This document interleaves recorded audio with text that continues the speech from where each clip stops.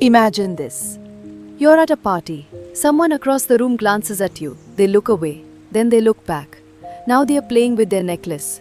Are they nervous, interested, lying, or just bored? What if I told you? You could know exactly what they are thinking without them saying a single word.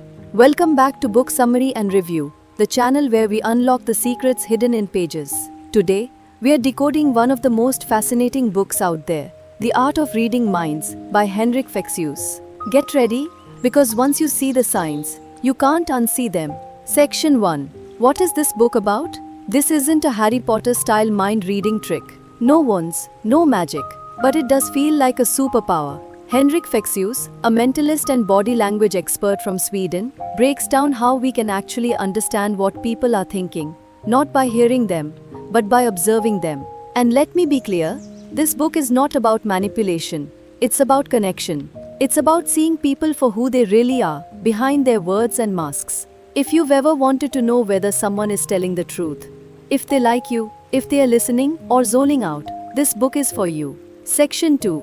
The hidden language around us. Here's a wild fact. More than 70% of our communication is non-verbal. That means the things you don't say are louder than the things you do.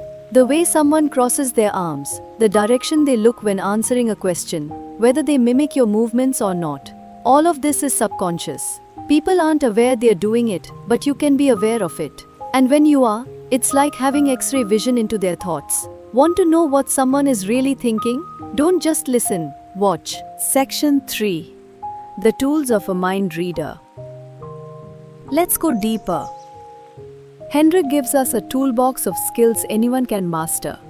Let's break down a few powerful ones. 1. Observation is your superpower. Most people suck at observing. They look, but they don't see.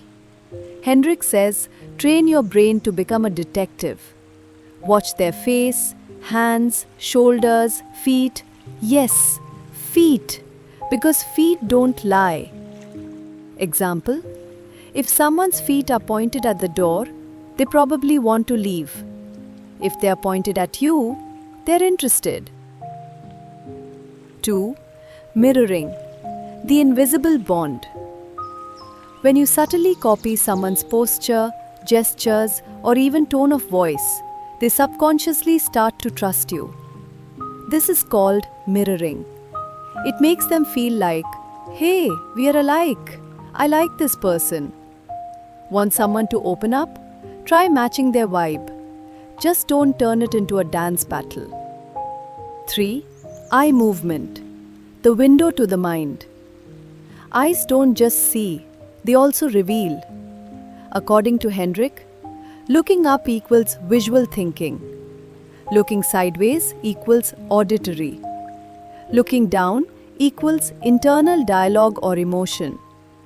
So next time you ask someone a question and they look upright, before answering, they're likely creating an image, maybe even lying.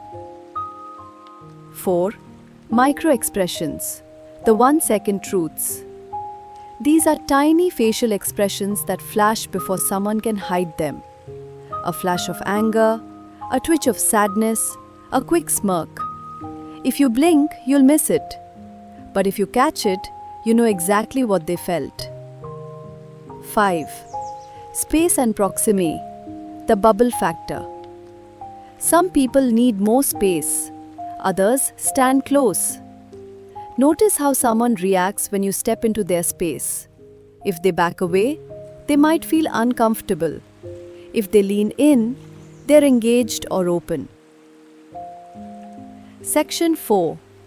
Real-life mind reading. So how does this help you in real life? Here's how. Job interviews. Read the interviewer's reactions. Know when to stop talking or push further.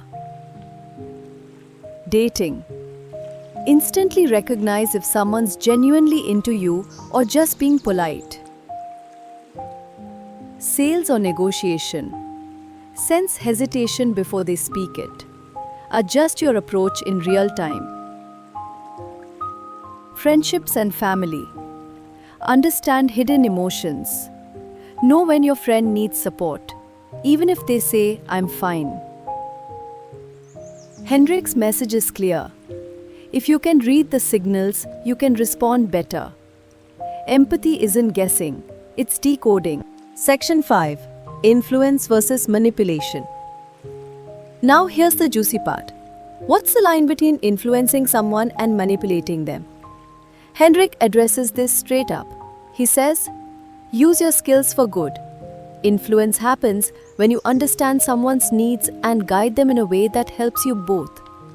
Manipulation is when you exploit someone's weakness for your gain. So if you're reading minds just to sell more stuff or win every argument, yeah, don't do that. But if you're trying to build trust, diffuse conflict, or connect better, this is your superpower.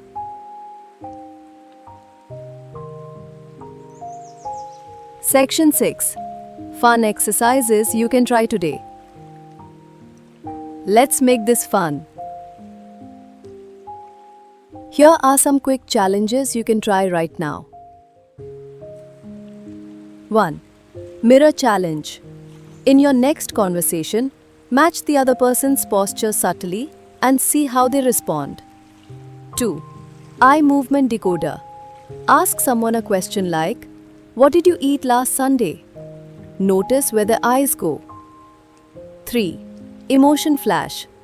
Watch a video of someone talking emotionally. Mute the audio. Try to catch the micro expressions. 4. Foot watching. In a group, observe where everyone's feet point. You'll be shocked who's into the convo and who's dying to leave.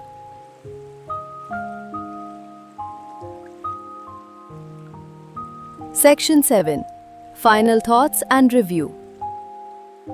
Hendrik Fexeus has created a masterpiece with the art of reading minds. It's practical, engaging, and empowering. You don't need any psychology degree, just curiosity and attention. And once you learn these skills, you don't just read minds, you build deeper relationships. You handle awkward situations with confidence.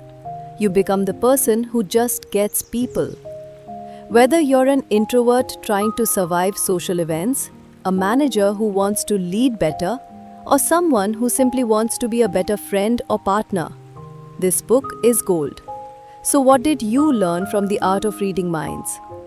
Have you ever noticed body language telling you the truth before someone said it out loud? Share your stories in the comments. If you enjoyed this video, give it a like, hit subscribe and ring that bell for more fascinating book summaries. This is Book Summary and Review, where we don't just read books, we decode life.